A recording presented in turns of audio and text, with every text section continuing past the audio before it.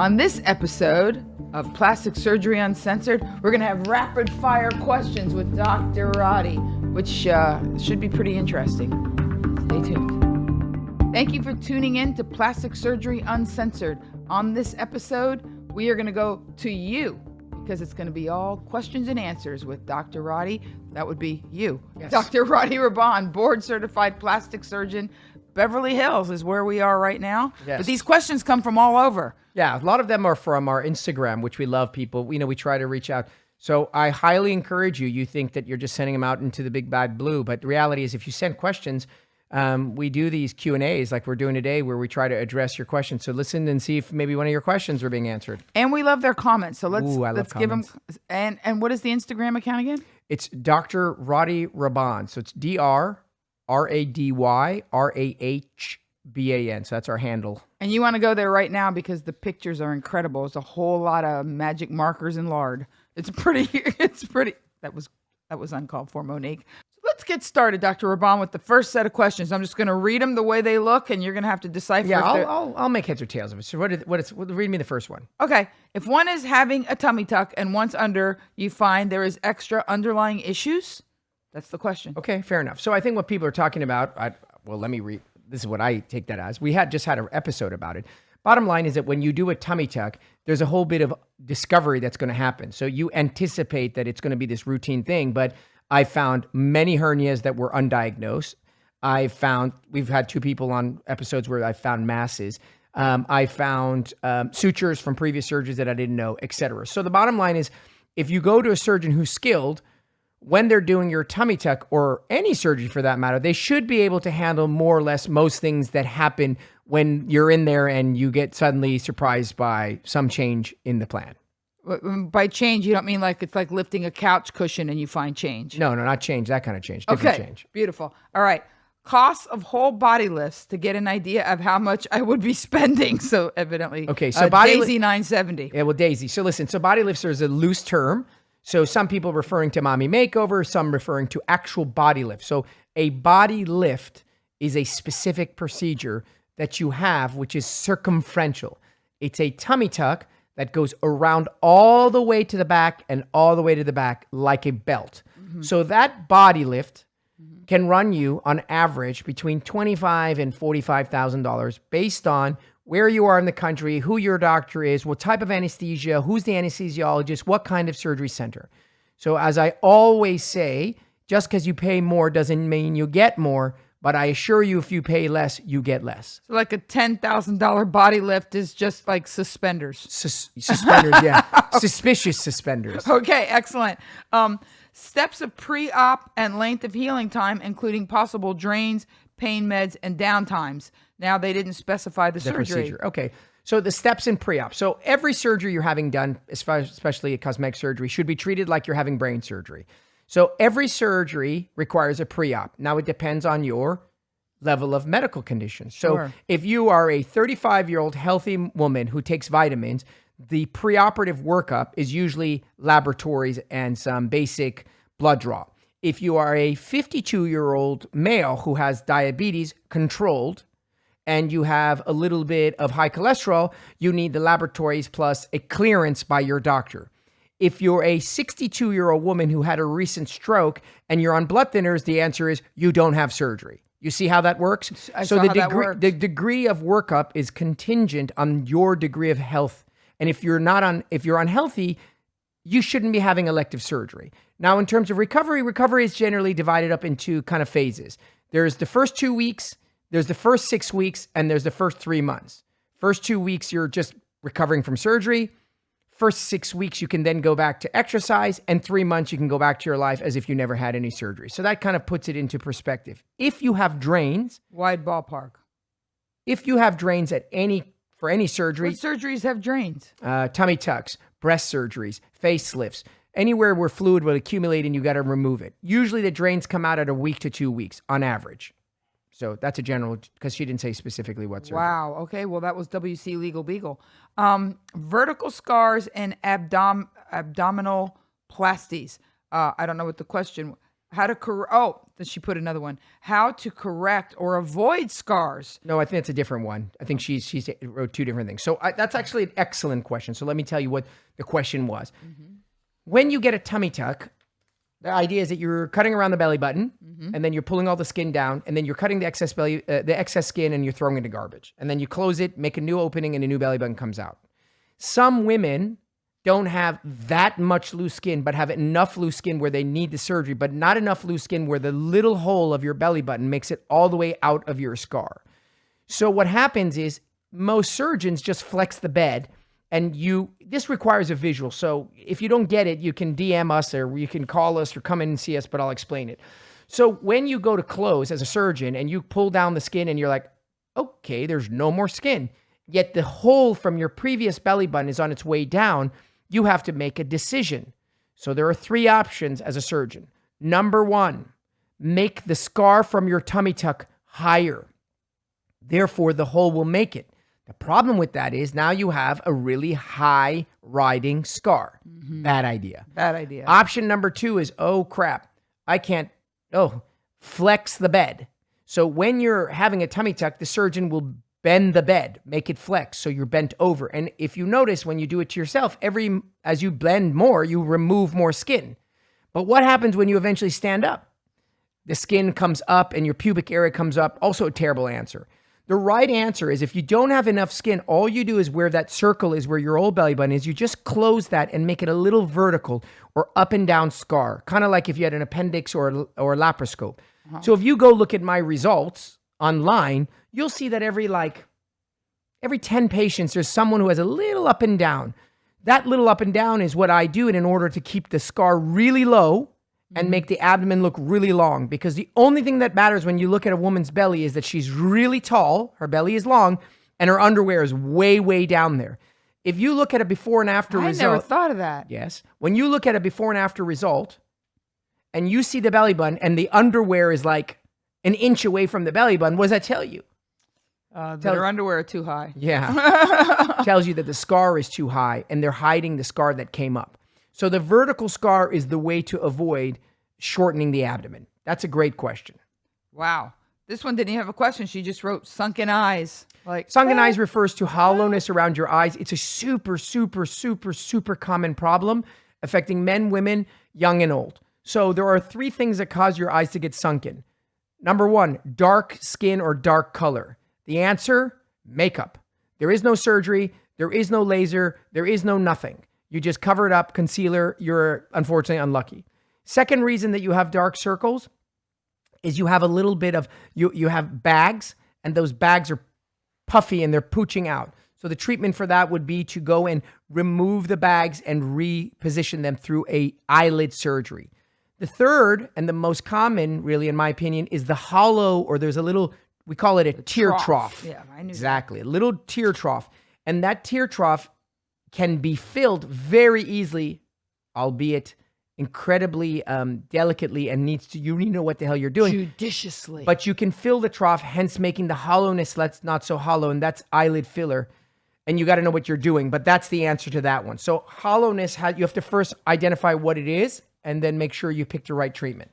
Isla Bay 07 just wrote abdominal etching. I don't even know what that means. So abdominal etching is this concept. It's called high def liposuction. First and foremost, I don't do it. The reason I don't do it, as you all know, I don't do things that I don't like the outcomes and I don't feel are good surgery. So I'm not saying don't do it. I don't do it. But what it is that basically you're a guy, or it could be a female, but usually in guys, and you want to look like you have abs and you have a little bit of like an insulation layer of fat. So you go have somebody liposuction you in a way that they're liposuctioning the areas where the abs groove in, so it looks like you have abs. So it's high def liposuction. In general, not a huge fan. You want abs, you earn them, nevertheless. All right. Hernia repairs during tummy tuck. Talk about it all the time. It's super, super common. Some of it you know in advance, like a belly button hernia, you can see it. And some of it you run into it incidentally while you're under. So your surgeon needs to be cautious, and he needs to be skilled so that he can address whatever he tends to find at the time of your surgery. All right. Belly buttons after tummy tuck. Why do some look really weird? How do you get it to look natural? Huge pet peeve of mine. I mean, I'm talking, you can do the most amazing tummy tuck and then have a shitty looking belly button and it's useless. That would be like having a Ferrari with hubcaps. Whoa. That was just ugly. Right? Like, Yeah. if I gave you a Ferrari and it had hubcaps, you'd kind of be like, it's kind of like not really a Ferrari. Yeah, no. So the reason that happens, and unfortunately, it's not once in a while. I would say if you go online and you're super critical and you look very critically at all the belly buttons, the overwhelming majority of them look weird, round, alien-like, lumpy, weird, whatever. Several reasons. Number one, it's the last step in the procedure and it's usually done super quickly. Like your surgeon's like, I'm done. I'm over. I'm out of here. I'm out of here. Secondly, you look, when you were pregnant and you had all this extra skin in your belly and your belly was out, let's say to here, your belly button was out to here with your belly. So then you have your 2 kids, 3 kids, you lose all the weight. Now you get all this loose skin and your belly's gone back. You have loose skin on your abdomen. Would it surprise you that you have loose belly button skin? So the loose skin of your belly button is often not addressed. You remove the excess skin of your belly, but not the skin of your umbilical button or your belly button. So what you need to do is first thing you need to do is you need to cut the excess off of your belly button. And then the key component to having a pretty belly button is that your surgeon needs to sew down your belly button really snugly to the muscle layer like it was when you were 15 or 16. So when you're 15 and your belly button's an innie and it's tight and it's attached to your abdomen before you stretch it out with pregnancy, when your skin gets drawn into it, it pulls it in and makes it tuckered. So that's the key to having a really attractive belly button. A few key steps, which will make it look natural. We have a few more questions. Can we take a break and come back? Sure thing. All right, good, because these are interesting. A lot of belly button talk, and a pretty belly button's a game changer. All right, please stay tuned to this episode of Plastic Surgery Uncensored. More questions when we come back. And we're back. Plastic Surgery Uncensored. The rapid fire Q&A is what this episode is all about with Dr. Roddy, and we're getting some good questions here. First of all, I love that people are writing and asking questions. You always think whenever you write into places that your questions will never be addressed, but here we are. We're going through them, and you can see people's the names and stuff. So Ms. Leslie. Yeah, we highly suggest you keep writing. Go ahead. What's the next question? All right. This person just wrote neck lift. So neck lift is an interesting subject because people always talk about neck lift and facelift and they get them all confused. So I'm just going to give you a general 411. Is there such thing as just a neck lift? No, not really. I didn't think so. So the reality is that people say, I don't need a facelift. I just don't like my neck. Well, the first thing It's my mom. The first thing that ages is your neck, and your neck is attached to your face. So when you have excess in your neck and you pull the excess skin upwards, it always pleats in your face, which means that you have to open up the face to take the excess out of your neck. So a facelift, just a facelift, is designed to fix your neck. 90% of a facelift is to fix your jawline, your jowls, and your neck excess. So a facelift, in theory, is a neck lift. But, some people don't like the term facelift, so they like to call it a neck lift. In my world, they're more or less one and the same. Synonymous. Synonymous. Okay. So Ms. Leslie wants to know, keloids, they are one of my greatest fears holding me back from getting a tummy tuck. So keloids is a major concern for patients. First and foremost, I would say 95% of patients who show up in my office telling me they have had keloids do not. So let's start out. A ugly, horrible looking scar does not mean you have a keloid. A keloid is a specific type of scar and you have a predisposition or a genetic tendency. What's a keloid? I went in and pierced my ear and now I have a cauliflower-sized scar in my ear. That's a keloid. A keloid is a scar that grows so excessively it outgrows the area that it was injured. Oh. That's super rare. It is common amongst Asians and it's common amongst African Americans. But even within those two subsets, it's super rare. Everybody else who has a shitty looking scar, thick, raised, dark, rubbery, firm, tender, have something called a hypertrophic scar, aka a shitty scar. Okay. So the fact that you have a shitty scar doesn't mean that you have a keloid. And the fact that you had a shitty scar doesn't mean you're going to get it again. I cannot tell you the number of times women show up with awful looking C-sections, all like mangled. And they're like, I have a predisposition to keloids. And I say, who told you that? Their OB. The mangler. The OB. So what happens is you go, you get a baby, you have a C-section, you have a shitty outcome. You go to your OB, you're like, what the hell is this? And he's like, first of all, you should be lucky your baby's alive. That's Obese where's- can always lead with where- that. Where's, he's alive. He doesn't have a nuchal cord. We didn't break his, he didn't get brachial plexus, injury. And secondly says, well, you're just a bad healer. I mean, you make keloids. I mean, what can I do? And then patients are like, well, I guess you're right. And then they come in and want a tummy tuck, but then they're super scared, right? Because they're like, if I get a tummy tuck, now I'm going to have a whole abdomen full of this. 99% of the time, as God is my witness, when we cut out that old scar and we close you correctly, no hypertrophic scar is made. So you don't want to be stuck with this diagnosis and then forever caged in this is who I am. Your identity is more a bat. often than not, it's not real. Wow, I like that. So it's kind of like the Bigfoot of scars. Yes, we're gonna have a section. I think we need to have a segment on scars, myths, and what we do because that's like $1 billion business. Scars, the whole thing. It's the whole. So we'll do a segment on it alone. All right, beautiful. Thank you. I'm going to hold you to that. Medical insurance and covering the procedures. Any future changes? No. So everything in the future, expect that whatever little is currently covered by medical insurance, again, what little is covered by medical insurance will become less and less. Healthcare coverage is getting worse by the year, not better. That means that every year your whatever healthcare you have is getting more difficult for them to cover things and call it medically necessary. We just got off the phone with a lady who had twins who had a diastasis you could put your fist through, and no one's covering that. So areas like eyelids, breast reductions, maybe breathing for your nose, those few areas are going to become more and more difficult. So do not hold your breath for your insurance to one day pay for your mommy makeover. No, just Ain't start happening. saving money. Start saving. All right. Sophia 0530. Is it possible to do a surgery to reduce the size of thighs as part of the mommy makeover? Thighs, the dreaded thighs. So we can do magic. Are thighs still hated? Oh, yeah. Yeah, we're not talking about like full-figured sexy thighs. We're talking about big, cellulitic, heavy fat thighs. There are a Okay. lot of women and Thunder men, thighs. Yeah, men who present, and that's a problem area for them. So we can do magic with breasts. We can do sorcery with noses. That's true. We can do phenomenal things with your abdomen. I saw some Hogwarts. We cannot do that much with your thighs. Really? Terrible. So you have two tools and only two tools. Liposuction and cutting out. So what are they? You can either suck out the fat or cut out the skin. Those are the only two tools.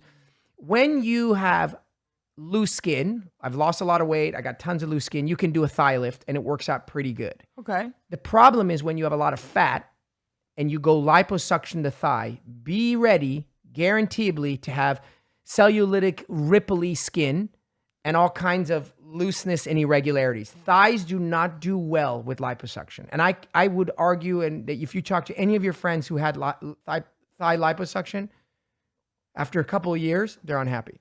Can I just, cellulitic is one of the worst words I've ever heard. Cellulitic. That's like demonic. Like you should just say Cellulitic. demonic cellulitic results. So don't bother. No. Lip lifts, and why do they swell so extremely So lip lift is like one of those, lip lift is in the category of Brazilian butt lifts and a few other things. It's super popular, super trendy. So what is it? It was originally a procedure you did in women and men who had aged, and part of their aging, loose skin in their neck, eyelid excess, brows, whatever, they had long lips. Their upper lip got like longer the and longer. denture covering Right, lips. right. Yeah. So what you did in part of the facial rejuvenation was you did a lip lift. You would cut under the nose and you would take out a segment of skin under the nose. And what you would do is you would shorten the distance between your lip and your nose. That would make it tighter, and your lip would be lifted. The exchange was that there's a visible scar, albeit it can be made really small, but there's a scar right under your nose. So does your lip go down like a shade as you get older? Correct. Now, That's so sad. Now, when you do it in the right patients, it's great because, let's say you're a 73-year-old woman and your lips are long and whatever. What's being done now, it's being done in 22-year-olds because 22-year-olds want that pouty duck lip and they're like, I'm over the lip fillers. So now they're getting lip lifts at the age of like literally 22 with almost perfectly normal lips. So what this woman is referring to is, of course, when you do that, you're going to have some bizarre changes to your lip, especially when you don't have a lot of redundancy. That's like you getting a tummy tuck when you don't have a lot of skin. it's going to look weird and behave weird. So there's no such thing as a preemptive lip lift. No, you have to have the extra skin in your belly to get a tummy. That's like a 33-year-old woman walking to my office saying, hey, Dr. Bond, I'm here for a tummy tuck. Oh my God, how many kids have you had? No kids. Just planning. I'm just planning. I'm anticipating. I'm going to have kids next year, so I figured, what the hell? I'll just get rid of the skin now. You don't have anything to remove. So when a 22-year-old is getting a lip lift and her skin to her lip distance is short, of course she's going to look weird. That's not a good look. Not a good look. Okay. Mayfer Roche, scars for a full lift? What kind of scars? I think she's referring a full breast lift. Okay. And generally breast lifts, when you get a lift, you need to have an incision from which you remove the excess. So lifts have 3 types. We have donut lifts, lollipop lifts, and anchor lifts. Crown and so anchor. As the names indicate, a donut lift is a lift in which the scar is around the areola. A lollipop is around the areola and down. And a anchor is around the areola, down the breast, and in the crease. So a full lift, I'm assuming, is referring to the anchor. And that tends to be the most common. Now, it sounds frightening and quite horrific for a young lady to undergo that. However, if you have very sagging breasts and the incisions are closed well, the result should be outstanding. Okay. Very nice. No particular questions.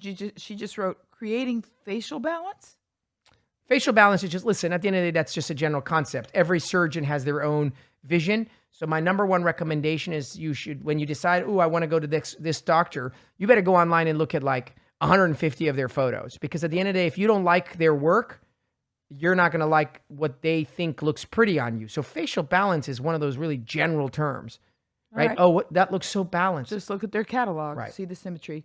After surgery care, drainage, and massage techniques to prevent a seroma. I don't even know what that is. So we already talked about aftercare, but seroma basically is fluid accumulation. I'm assuming they're referring to after liposuction. So a lot of people go and do what's called lymphatic massage. So you had liposuction, you have all the swelling in there, and then you go to people who are so-called experts, and they move the swelling out. I'm a mixed bag on that. I mean, I don't think it really hurts. I think there's a lot of money being made.